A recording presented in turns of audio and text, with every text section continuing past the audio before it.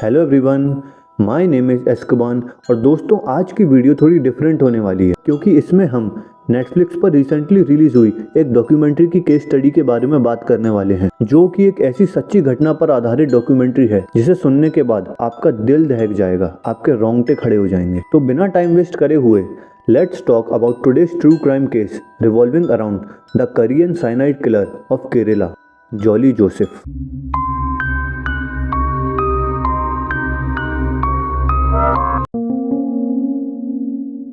तो इस सच्ची घटना का सबसे इम्पोर्टेंट पार्ट है जॉली जोसेफ। तो हम कहानी की शुरुआत जॉली की ही जिंदगी से करेंगे। जॉली कटप्पन्ना टाउन से है, जो कि केरला के इडुक्की डिस्ट्रिक्ट में स्थित है। जॉली के माता पिता किसान थे और जॉली को ऐसे घर में रहना बिल्कुल भी पसंद नहीं था जहां पर रोजी रोटी कमाने के लिए घर के हर सदस्य को काम करना पड़ता था। जॉली को एक आलीशान जिंदगी जीनी थी और इसी आलीशान जिंदगी के सपने देखते देखते जॉली को एक रॉय नाम के लड़के से प्यार हो गया था, क्योंकि रॉय पुण्यमट्टम फैमिली का मेंबर था, जो कि केरला के कोडाथाई गांव की एक बहुत जानी मानी और रिस्पेक्टेड फैमिली में से एक थी। जॉली और रॉय लव लेटर्स भी एक्सचेंज करा करते थे और इनके प्यार की खबर रॉय के भाई बहन को भी थी। अब मैं आपको रॉय के फैमिली मेंबर्स के बारे में थोड़ा ब्रीफ कर देता हूँ। तो रॉय के माता पिता का नाम था टॉम थॉमस और अनम्मा थॉमस, और रॉय का एक भाई और बहन भी थी जिनका नाम था रोजो एंड रेंजी। रॉय की मां अनम्मा थॉमस एक स्कूल टीचर थी और रॉय के फादर टॉम थॉमस भी एजुकेशनल डिपार्टमेंट में ही काम करते थे। इसलिए हमेशा से दोनों माता पिता ने अपने घर में, अपनी फैमिली में एजुकेशन को सबसे ज़्यादा इंपॉर्टेंस दी थी। कुछ समय बाद रॉय अपने घर पे बता देता है कि उसको जॉली से प्यार है और वो उसी से शादी करेगा। इस बात को सुनने के बाद रॉय के फादर टॉम इस डिसीजन से बिल्कुल भी खुश नहीं थे और वो बिल्कुल भी एक्सेप्ट नहीं करने वाले थे इन दोनों की मैरिज को। टॉम इसलिए खुश नहीं थे क्योंकि जॉली के फादर और टॉम दूर के रिश्तेदार थे, लेकिन रॉय को तो जॉली से ही शादी करनी थी। तो इस मामले में जबरदस्ती टॉम को रॉय और जॉली की शादी करानी पड़ी।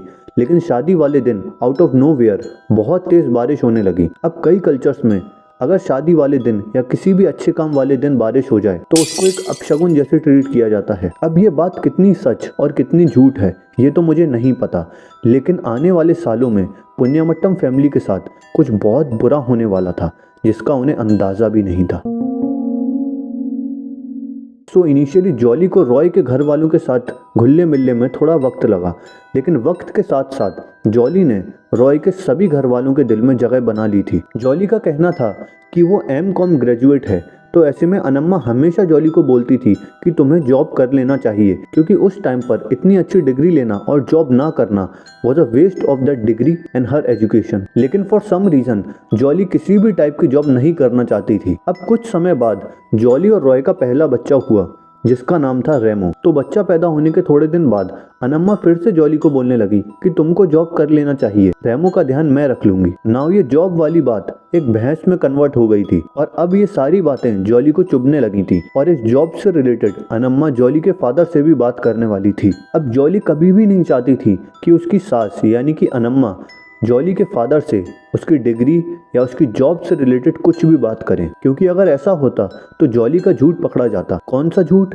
वेल, जॉली ने कभी भी M.Com की डिग्री करी ही नहीं थी। इनफैक्ट वो तो एक फर्स्ट ईयर ड्रॉप आउट थी। यही वजह से जॉली को अनम्मा की जॉब वाली बात बहुत चुभती थी, जिसकी वजह से जॉली का झूठ भी बाहर आ सकता था। तो 2002 में एक सुबह अनम्मा की तबीयत बहुत ज़्यादा बिगड़ जाती है और वो सारे घर वालों से कहने लगती हैं कि मुझे ऐसा लग रहा है कि मैं मरने वाली हूँ। अब घर वाले टेंशन में आके अनम्मा को अस्पताल ले जाते हैं, लेकिन अस्पताल पहुँचने के कुछ मिनट बाद ही अनम्मा की मौत हो जाती है। अब सबको लगता है कि अनम्मा की मौत एक नेचुरल कॉज की वजह से हुई है, इसलिए कोई भी पोस्टमार्टम नहीं करवाता है। और अनम्मा इतनी ज़्यादा एजेड और बूढ़ी थी कि किसी का भी शक रत्ती भर भी जॉली पर नहीं गया। अनम्मा की मौत के बाद जॉली एकदम से बहुत ज़्यादा बदल गई। आई मीन वो एकदम से घर की सारी रिस्पॉन्सिबिलिटी लेने लगी और अनम्मा के रोल में खुद को फिट करने लगी। मतलब कि जो भी काम अनम्मा अपनी मौत से पहले करती थी वो सारा जॉली करने लगी।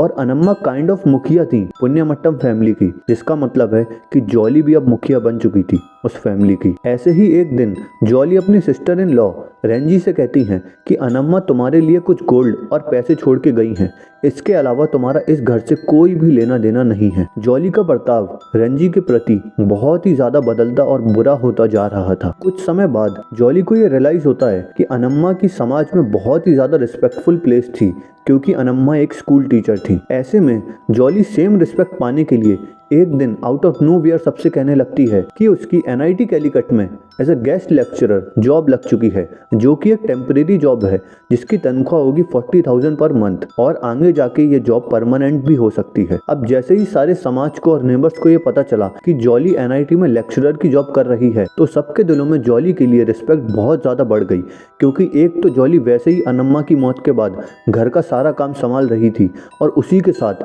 वो जॉब करने भी जा रही थी बाहर। सन 2005 में रेंजी की शादी हो गई और वो अपने पति के साथ कोलंबो शिफ्ट हो गई। अब सन 2007 और 2008 में रेंजी के पिता टॉम उसे विजिट करने के लिए कोलंबो आते हैं और रेंजी नोटिस करती है कि उसके पिता की तबीयत थोड़ी ठीक नहीं है। तो रेंजी के द्वारा पूछताछ करने पर टॉम उसे बताते हैं कि एक MS मैथ्यू नामक बंदा है जो कि जॉली से काफी ज्यादा क्लोज आ गया है, जिसकी वजह से टॉम को बहुत ही ज्यादा परेशानी झेलनी पड़ रही है। ये MS मैथ्यू अनम्मा के बड़े भाई का बेटा था, जो कि एक गोल्ड शॉप में एज अ सेल्समैन काम करता था। मैथ्यू की जॉली से काफी ज्यादा नजदीकियां बढ़ने के कारण टॉम उसे हमेशा कन्फ्रंट करते थे कि तुम प्लीज मैथ्यू से दूर हो जाओ। टॉम अपनी हेल्थ के लिए एक मशरूम टैबलेट खाया करते थे। तो 2008 की एक शाम जॉली टॉम को उनकी मशरूम टैबलेट देती है खाने को। अब टैबलेट खाते ही टॉम को अंदर से बहुत ज्यादा बेचैनी होने लगती है और वो वॉश बेसिन के पास गिर जाते हैं। और सूत्रों का माने तो जॉली उस समय वहीं पर थी, लेकिन उसने कोई भी मदद नहीं करी टॉम की। और टॉम के बेहोश होने के थोड़ी देर बाद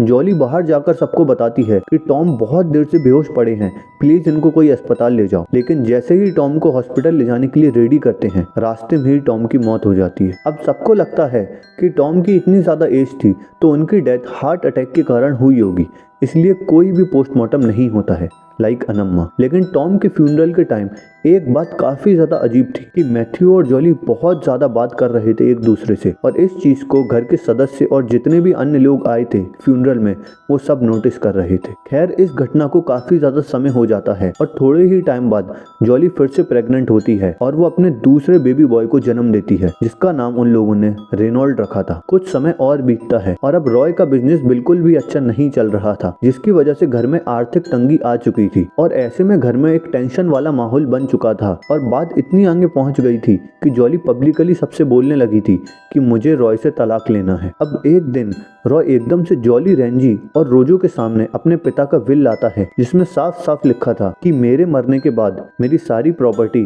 और धन दौलत मेरे बेटे रॉय और उसकी पत्नी जॉली को ही मिलेगी। अब इस विल में एक अजीब बात ये थी कि इस विल पर किसी भी तरीके का नोटरी नहीं था, ना ही किसी भी तरीके का स्टैंप लगा हुआ था और ना ही किसी गवाह का सिग्नेचर था। तो कहने का मतलब ये है कि ये विल एकदम फर्जी था और इसकी कोई भी मान्यता नहीं थी। ये विल देखने के बाद रेंजी रोजो को ये विल अपने पास रखने के लिए बोलती है। इस घर में जमीन को लेकर कलेश शुरू हो चुका था और जॉली और रॉय का अंदरूनी कलेश भी चालू था, क्योंकि रॉय को पता चल चुका था कि जॉली और MS मैथ्यू का अफेयर चल रहा है। 2011 की एक रात जॉली अपने बच्चों को जल्दी सुला देती है और रॉय को चना और चावल खाने को दे देती है डिनर में। रॉय जैसे ही खाना खत्म करके उठता है, उसकी तबीयत एकदम से बहुत ज्यादा बिगड़ने लगती है और जैसे ही आस पड़ोस के लोग आते हैं वो ये चीज नोटिस करते हैं कि रॉय के मुंह से एक व्हाइट कलर का झाग निकल रहा था। कुछ ही समय बाद रॉय अपना दम तोड़ देता है और इसी चीज की खबर रॉय के भाई रेंजी और रोजो को लगती है। अब रॉय के एक चाचा भी थे जिनका नाम था मैथ्यू। ये जॉली के अफेयर वाला मैथ्यू नहीं है, ये है अंकल मैथ्यू।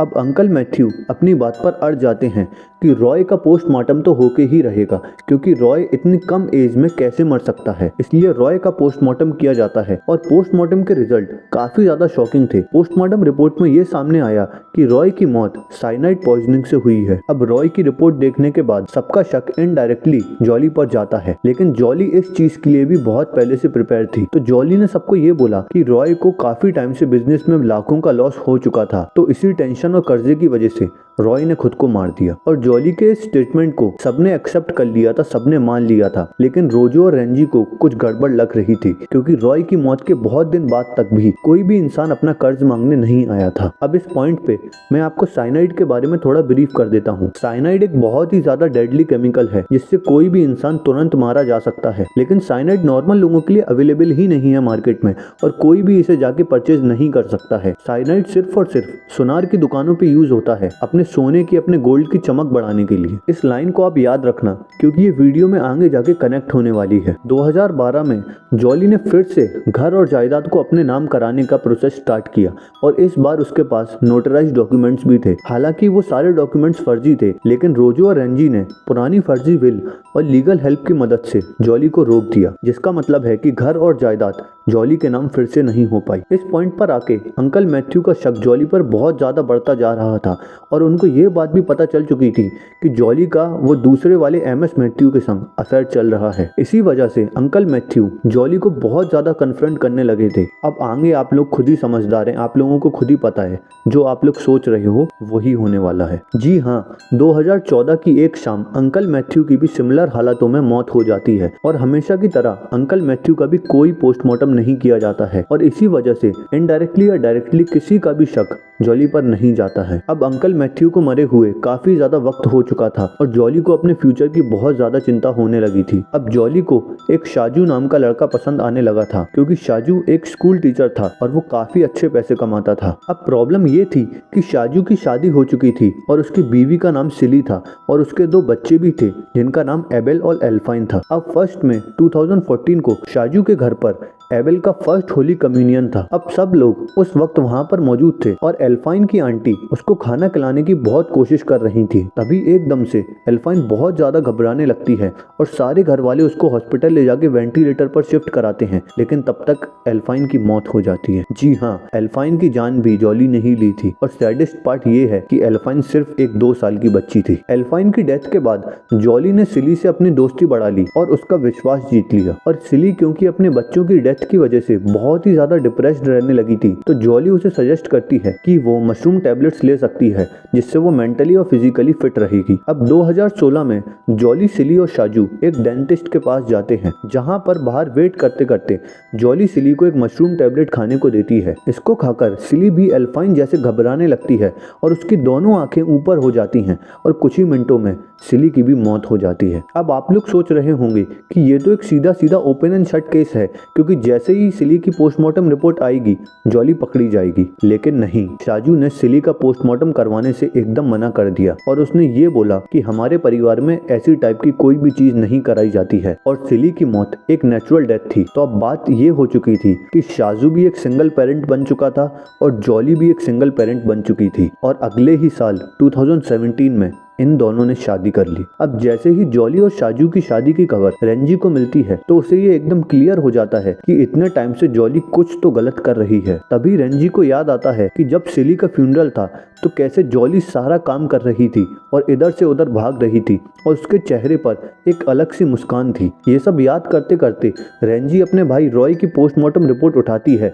और उसमें क्लियर साइनाइड पॉइजनिंग लिखा हुआ था और उसके साथ रिपोर्ट के नेक्स्ट पैराग्राफ में ये भी मेंशन था कि रॉय के पेट में अनडाइजेस्टेड चने और चावल थे। रेंजी को याद आता है कि जॉली ने उसको बोला था कि उसने रॉय को दोपहर में ही चने और चावल खिलाए हैं जिससे कि वो रात तक डाइजेस्ट हो जाएं, क्योंकि पोस्टमार्टम की रिपोर्ट के अनुसार रॉय ने रात को भी चने और चावल खाए थे जो कि जॉली ने ही उसे दिए थे। ये सारी चीजें रेंजी जाकर सीधा पुलिस को बताती है और पुलिस जॉली पर एक इन्वेस्टिगेशन स्टार्ट करती है। इन्वेस्टिगेशन के दौरान पुलिस को पता चलता है कि जॉली एनआईटी में किसी भी तरीके की जॉब नहीं कर रही थी, वो तो बस वहाँ पर कैंटीन में खाना खाने जाती थी और उसका एनआईटी का आईडी कार्ड भी फर्जी था। इनफैक्ट उसकी जो मास्टर्स की एमकॉम डिग्री थी वो तक फर्जी थी। दरअसल रॉय के पिता टॉम की एक एजुकेशनल कंसल्टेंसी थी जहां पर ऑल ओवर इंडिया के स्टूडेंट्स अपनी डिग्रीज भेजा करते थे, तो वहीं से जॉली ने किसी एक स्टूडेंट की डिग्री उठा के उसका नाम बदल के अपना नाम लिख लिया था। रेंजी और रोजो इस पूरे केस पे एक स्ट्रिक्ट जांच चाहते थे, इसलिए मरे हुए 6 लोगों की बॉडी फिर से उनकी कब्र से बाहर निकाली गई, इस उम्मीद में कि उन पे केमिकल एनालिसिस करके शायद साइनाइड पॉइजनिंग का सबूत मिल जाए। अब धीमे धीमे ये खबर पूरी मीडिया में सर्कुलेट होने लगी थी और आसपास के लोगों को भी इस बारे में पता चलने लगा था। अब यहाँ पर लोग 2 साइड में डिवाइड हो चुके थे, जहाँ पर एक साइड के लोग रेंजी और रोजो को कोस रहे थे कि तुमने मरे हुए इंसानों की भी बॉडी वापस निकाल ली, तुमने मरने के बाद भी उनको चैन से नहीं सोने दिया। उनका मानना था कि ये सारी चीजें रेंजी और रोजो जमीन जायदाद के लिए ये कर रहे हैं और ये बहुत गलत है। वहीं दूसरी साइड ऐसे भी लोग थे जो कि जॉली को ही हत्यारा मान रहे थे। उसी दौरान जॉली अपने बेटे रेमो को कॉल करके बोलती है ये सारे लोग मुझे मिलकर फंसा रहे हैं, तो प्लीज तुम अपनी मौसी रेंजी को कॉल करके उन्हें समझाओ। रेमो उस समय शिमला में था, लेकिन ये सारी बातें सुन के और न्यूज वगैरह देख के वो सीधा फ्लाइट लेके अपनी माँ के पास आया और उसने बस एक ही सवाल पूछा कि क्या तुमने कुछ गलत किया है। इसका जवाब देते हुए जॉली रेमो को बोलती है कि हाँ, मुझसे कुछ गलतियां हुई हैं। और पता नहीं वो इसके बाद ऐसा क्या बोलती है कि रेमो सीधा पुलिस स्टेशन फोन लगाता है और बोलता है कि उन 6 लोगों का मर्डर मेरी माँ ने ही किया है। ये सारी चीजें सुनकर रेंजी अगली ही सुबह रेमो को वहां से लेके अपने घर ले आती है, क्योंकि अब रेमो भी सेफ नहीं था। और उसी दिन पुलिस भी जॉली को गिरफ्तार कर लेती है। ये साल 2012 की घटना है जब जॉली को गिरफ्तार किया गया और उस पर केस दर्ज किया गया। और मैं आप लोगों को एक चीज बता दूं कि ये केस अभी तक चल रहा है और ये सारे मर्डर जॉली ने ही किए हैं।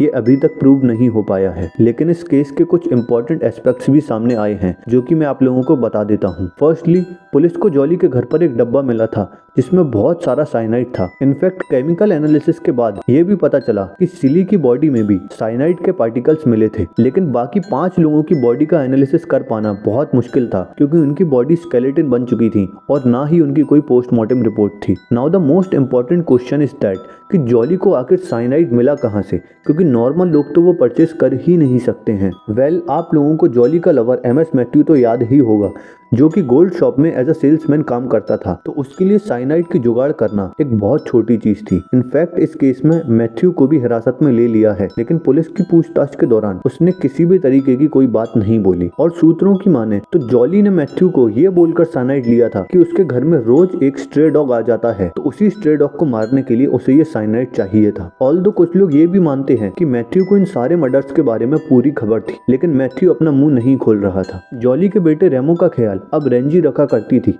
इनफैक्ट उसके दूसरे बेटे का ख्याल भी रेंजी ही रखा करती थी। और रेमो का कहना था कि उसकी माँ ने उसके सामने ये सारी चीजें कन्फेस करी हैं कि उन्हीं ने इन 6 लोगों का मर्डर किया है। और इसी बात पर रेंजी का भी ये कहना था कि जब उसने अकेले में जॉली से बात करी और पूछा कि क्यों तुमने इन सारे 6 लोगों के मर्डर्स किए, तो जॉली ने कैजुअली बस उसका जवाब दिया कि मुझसे ये सारे मर्डर्स यूं ही हो गए, सिचुएशन ही ऐसी थी और जीसस सबको माफ करते हैं तो मुझे भी माफ कर देंगे। अब जैसा कि मैंने आप लोगों को बताया था कि ये केस अभी तक चल रहा है, तो हाँ, इस केस की अभी भी 2 साइड्स हैं। जॉली के डिफेंस लॉयर BA अलूर का कहना है कि जॉली निर्दोष है, उसे फंसाया गया है और ये पूरा जमीन जायदाद का केस है। और जो साइनाइड की बोतल भी जॉली के घर पर मिली थी वो बाद में रखी गई थी जॉली को फंसाने के लिए। और जॉली को डिफेंड करते हुए अलूर कहते हैं कि उन 6 लोगों में से बस रॉय की ही पोस्टमार्टम रिपोर्ट हमारे पास है, जो कि साइनाइड पॉइजनिंग से हुई है। तो क्या पता उसने सुसाइड करी हो, क्योंकि हम लोगों के पास कोई भी सबूत नहीं है। और बाकी के 5 लोगों की मौत एक नेचुरल कॉज है, क्योंकि डॉक्टर्स खुद ही इतने समझदार होते हैं कि वो बॉडी देख के बता देते हैं कि ये एक नेचुरल डेथ है या फिर ये डेथ किसी जहर की वजह से हुई है। और इंडिया में काफी लोग फेक डिग्री और फेक सर्टिफिकेट्स बनवाते हैं जॉब पाने के लिए।